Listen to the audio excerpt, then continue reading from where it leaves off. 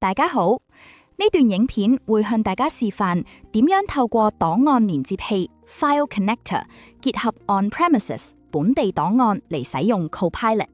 首先，等我示範下個搜尋功能。而家我搜尋緊 .log 呢個檔名，你可以喺度見到一個列表，入面包含咗來自唔同位置嘅結果。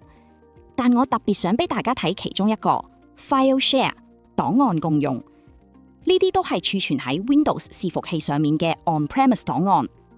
跟住我想示範俾大家睇，我甚至可以直接用呢啲 On-premise 檔案同 AI 傾偈，完全唔需要再手動去揾或者重新上載過。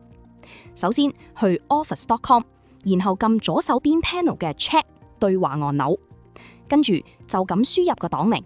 就係咁簡單 ，AI 會透過連住你本地 Windows 伺服器嘅 connector 嚟搜尋你嘅檔案。當佢揾到相關 index 之後，就會根據你嘅指示去執行任務。無論係分析內容、做摘要，定係單純同你討論個檔案，都冇問題。下一步，我哋講下後端 backend 啦。其實 set 定 data connector 係好簡單嘅。搞掂之後，你可以將啲使用者身份 identities 對應去 Microsoft Entra ID， 咁樣就可以確保使用者淨係會睇到佢哋有權限存取嘅搜尋結果。